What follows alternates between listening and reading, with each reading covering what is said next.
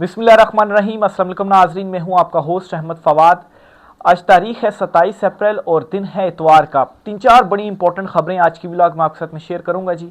पहली बड़ी खबर तो ये है कि मुक़्तदरा मुकम्मल तौर पर फंस गई है। आगे पीछे लेफ्ट राइट ऊपर नीचे हर तरफ से इस वक्त मुक़्तदरा जो है वो फंस गई है, यानी कि जो चुनतखब रजीम और जो अर्दली हुकूमत है। मामला यूं है जी कि अमेरिका से इन्हें एक सख्त जो वार्निंग है वो दी जा चुकी है, और इस वार्निंग के बाद अब ये जो चुनतखब रजीम है ये क्या करेगी, कुछ इनको समझ नहीं आ रही। इमरान खान साहब की रिहाई के लिए इदारे के अंदर से यानी कि जो जर्नेल हैं वो भी इमरान खान साहब की रिहाई का अब मुतालबा कर रहे हैं, आवाज़ उठा रहे हैं। इस पर भी कुछ अहम तरीन और एक्सक्लूसिव डिटेल्स हैं, वो भी आज की व्लॉग में आपके साथ में शेयर करूंगा। और आगे चलते हुए नाजरीन, जो भारत और पाकिस्तान के दरमियान इस वक्त कशीदगी चल रही है, रात गए भी बॉर्डर पर जो है वो झड़पें वगैरह हल्की फुल्की जो है वो हुई, फायरिंग वगैरह हुई। इस मामले के ऊपर ये जो अर्दली हुकूमत है ये मुकम्मल तौर पर खामोश है और इन्हें भारत को जवाब तक देने नहीं आ रहा। और अंदाज़ा लगाएं कि आज भी इमरान खान साहब के सालों पुराने वो क्लिप्स चलाए जा रहे हैं भारत को जवाब देने के लिए, जिसमें इमरान खान साहब कह रहे हैं कि हम रिटेलिएट करेंगे नहीं, हम रिटेलिएट करने का सोचेंगे नहीं, हम रिटेलिएट करेंगे। जिसके बाद भारत जो था उसे पीछे हटने पर वो मजबूर भी हुआ इमरान खान साहब की सिर्फ इस एक स्टेटमेंट के बाद। इस पर भी कुछ एक्सक्लूसिव डिटेल्स हैं जी, वो भी आज की व्लॉग में आपके साथ में शेयर करूंगा। सबसे पहले तो जी आगाज़ करते हैं कि जर्नैल जो हैं रिटायर्ड, वो इमरान खान साहब की रिहाई का अब जो मुतालबा है वो कर रहे हैं। इसमें सबसे पहली डेवलपमेंट तो ये हुई थी कि 4 साबिक जर्नैलों ने इमरान खान साहब से मुलाकात के लिए दरख्वास्त अदालत में दी थी कि हमने इमरान खान साहब से मुलाकात करनी है और कौमी सलामती के इशूज़ से मुतल्लिक उनसे जो गुफ्तगू है वो करनी है। अब यहाँ पर सोचा जाए कि अचानक से ये क्या हुआ, क्यों साबिक जो जर्नैल हैं जिन्हें बोलने तक की इजाज़त नहीं दी जा रही थी, जब आगाज़ हुआ पाकिस्तान तहरीक इंसाफ पर क्रैकडाउन का और इमरान खान साहब को जेल में डाला गया, और अब वो साबिक जर्नैल जो हैं वो दरखास्तें जमा करवा रहे हैं इमरान खान साहब से मुलाकात के लिए। इसके साथ एक और डेवलपमेंट ये हुई है जी कि साबिक जर्नैल हैं major general retired Ejaz Awan साहब, इन्होंने जी इमरान खान साहब की फौरी रिहाई का मुतालबा कर दिया है और ये कहा है कि इमरान खान के पीछे जो कौम है वो खड़ी हुई है, और अगर आप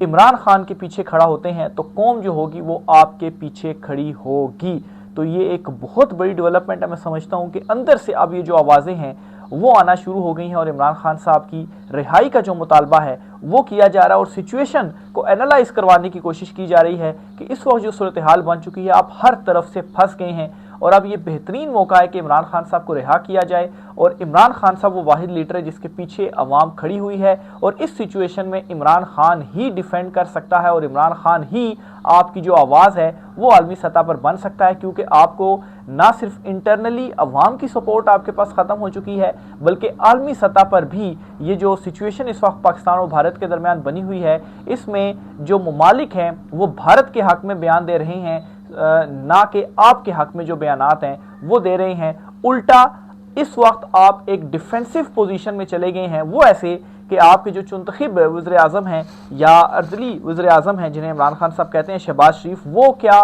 स्टेटमेंट देते हैं जी। वो कहते हैं जी कि भारत जो मुख्तलिफ इल्ज़ामात लगा रहा है, बजाय इसके कि भारत इल्ज़ामात ना लगाए, वो एक इंडिपेंडेंट जो तहकीकात है वो करवा ले और उसमें देख ले जी कि पाकिस्तान उस अटैक में मुलविस है या नहीं है। अब ये एक डिफेंसिव पोजीशन है, बजाय इसके इमरान खान साहब पर भी ये सिचुएशन आई थी तो इमरान खान साहब ने कहा था कि अच्छा आप इल्ज़ाम लगा रहे हैं, लाए सबूत लेकर आएँ, आप ये जो हमारे ऊपर इल्ज़ामात लगा रहे हैं। तो उसके बाद जो भारत था उसको चुप लग गई थी कि उनके पास कहाँ से सबूत आए, वो तो सिर्फ इल्ज़ामात की हद तक कह रहे थे। और यहाँ पर इन्होंने क्या सरेंडर किया है जी, बजाय इसके कि उनको जवाब देते फौरी तौर पर 24 घंटे के बाद मीटिंग करके जवाब दिया, उसके बाद मुसलसल जो है वो सोशल मीडिया के ऊपर भारत एक जो बयानिया है वो बना रहा है, और उस बयानिए के नतीजे में जिस तरह से आलमी बरादरी, आलमी जो कंट्रीज़ हैं वो उनके साथ खड़े हो गए हैं और भारत को ये कह रहे हैं जी कि दहशतगर्दी की जंग में हम आपके साथ हैं, और उल्टा भारत ने जो है वो सिंतास मुआहदा जो है वो भी मुअत्तल कर दिया। खिलाफ वर्जियाँ सारी वो कर रहा है, लेकिन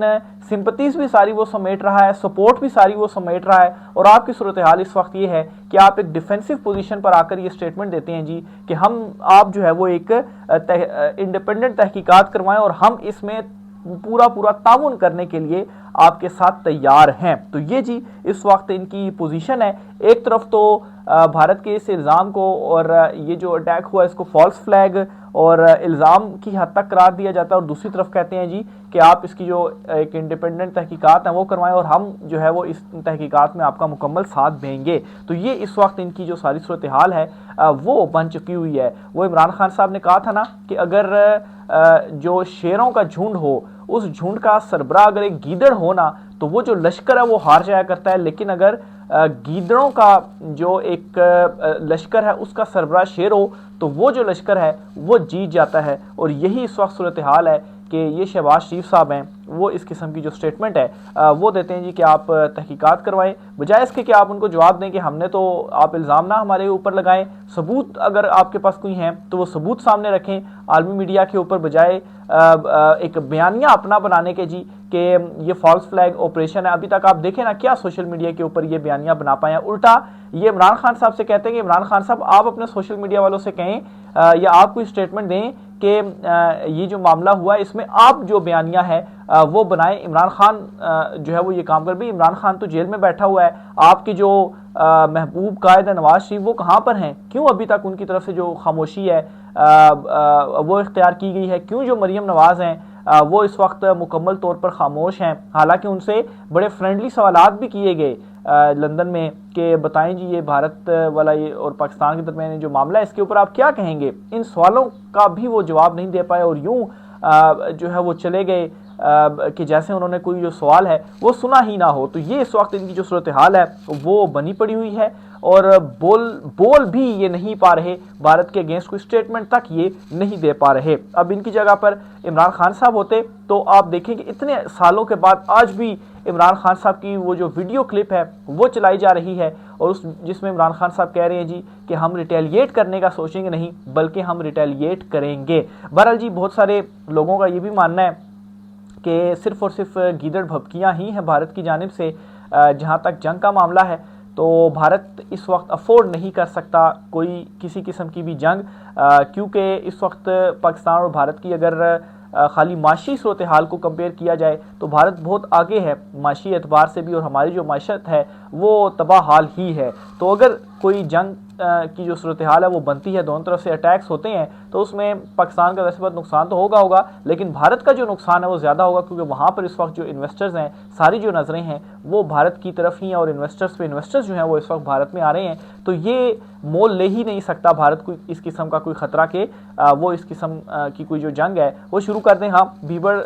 गीदड़ जो भभकियाँ हैं वो उनकी जानिब से भड़के जो हैं वो लगाई जा रही हैं, मीडिया उनका पागल पड़ा हुआ है। बहरहाल मोदी भी इस सारी सिचुएशन में मैं समझता हूँ इस तरह से फंस गया है कि अगर वो कोई इस तरह की चीज़ नहीं करता तो उसकी जो आवाम है ऑलरेडी उसमें वो अपनी पॉपुलैरिटी खो चुका है, तो मज़ीद आवाम उससे पीछे हट जाएगी। और अगर वो इस तरीके से करता है तो भारत की जो इस वक्त माशी सूरत हाल है वो जो है वो तबाही की तरफ जा सकती है। तो ये जी इस वक्त ओवरऑल जो सारी इंटरनेशनल लेवल पर सूरत हाल है और यहाँ पर जो सारी सूरत हाल है। दूसरे नंबर पर जी आपको बताता चलूँ कि अमेरिका से एक सख्त वार्निंग आई है जी। ज़ल्मे खलीलज़ाद हैं, वो वैसे भी इस खित्ते की सिचुएशन को सारा समझते भी हैं, उन्होंने एक बड़ा इंपॉर्टेंट जो ट्वीट है वो किया और इस ट्वीट के अंदर खबरदार भी उनकी जानिब से किया गया है। और इस ट्वीट में जी उन्होंने बुनियाद बनाया ख्वाजा आसिफ की उस स्टेटमेंट को, यानी कि देखें ख्वाजा आसिफ उस स्टेटमेंट देते हैं और कहते हैं जी कि हम अमेरिका और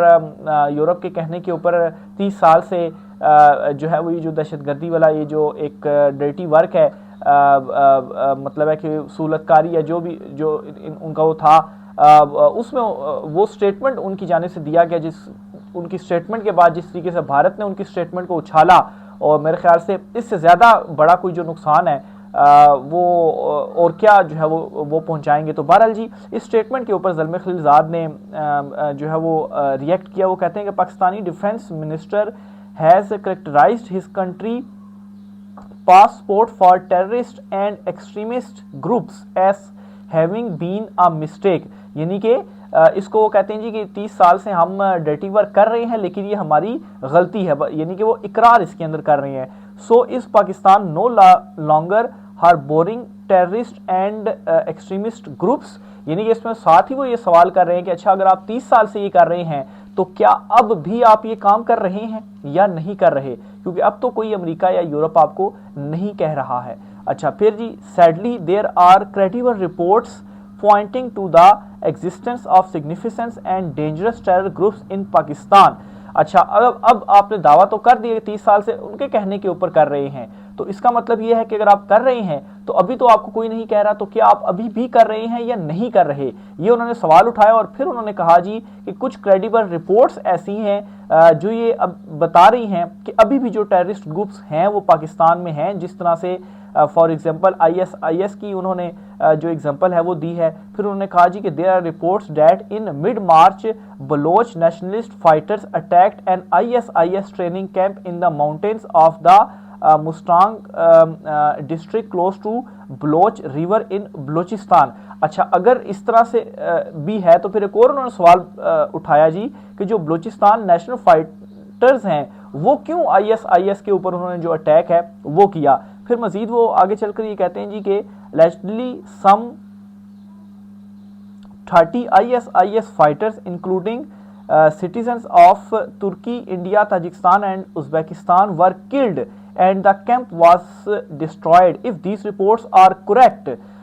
their existence could not have been unknown to Pakistani military intelligence. तो अगर ये रिपोर्ट सारी दुरुस्त हैं तो इसका मतलब यह है कि पाकिस्तानी जो इंटेलिजेंस एजेंसीज हैं वो इससे बेखबर नहीं होंगे, उनको सारी खबर होगी कि ये एग्जिस्टेंस इनकी है। Not if Pakistan is serious about stamping out terrorism on their soil. तो इसका मतलब क्या ये है कि आप दहशतगर्दी के खात्मे के लिए सीरियस नहीं हैं। अच्छा, ये उन्होंने पहले क्वेश्चन उठाए, फिर जी वार्निंग क्या दी है। Islamabad must address the IS and other terrorist groups presence as it poses a serious risk not only to itself but to the region and to the broader international community। तो इसके ऊपर जी ये जो एग्जिस्टेंस है इन terrorist groups की, ये जो है वो एक जो है वो रिस्क है ख़ास तौर पर इस खित्ते के लिए और बॉर्डर्स के लिए, जिन जिन के साथ आपके जो बॉर्डर्स हैं वो अटैच हैं। By now everyone should have learn that playing with terrorism for tactical purpose is a अच्छा, ये आगे जो है उनकी जानिब से एंड जो है वो इसको किया गया। तो बहरहाल जी ये एक सख्त जो एक वार्निंग है जी वो दे दी गई है और ख्वाजा आसिफ साहब की जानिब से जो स्टेटमेंट दी गई है वो स्टेटमेंट उन्हीं के ऊपर उल्टी पड़ गई है कि अब आप इस मामले के ऊपर क्या कहेंगे। आगे चलते हुए जी आपको एक और ख़बर भी देता चलूँ कि मुजरिम जो नवीद हैं जिन्होंने इमरान खान साहब के ऊपर अटैक किया था, उनको बाद में अरेस्ट किया गया था, तो इन्हें जो उम्र कैद की सज़ा है वो अदालत की जानिब से कल सुनाई गई है। तो ये एक और जो बड़ी डेवलपमेंट है वो हुई है। आखिर में जी ये जो शहबाज शरीफ की जानिब से तहकीकात के लिए कहा गया है, ज़ाहिर सी बात है इसके ऊपर जो एक रिएक्शन है जो हमारी मुक़तदरा है या आर्मी चीफ साहब हैं उनकी जानिब से अभी कोई उस तरह का स्टेटमेंट तो नहीं आया कि इस स्टेटमेंट के ऊपर वो क्या कहते हैं या ये जो सारी सूरत हाल बनी हुई है भारत से रिलेटेड इस सिचुएशन के ऊपर उनकी तरफ से जो है वो क्या कोई, क्योंकि अभी तक DGISPR की तरफ से कोई जो प्रेस कॉन्फ्रेंस है वो भी नहीं की गई, बस एक कमेटी इजलास हुआ और उसके बाद एक एलामिया जारी कर दिया गया। उसके बाद जो सारी सूरत हाल जो बयानियाँ बन रहा है इसके ऊपर कोई भी जो स्टेटमेंट है वो नहीं आई। तो ये भी एक सवाल अपनी जगह पर है कि आखिर वहाँ से इसके ऊपर कोई जो स्टेटमेंट है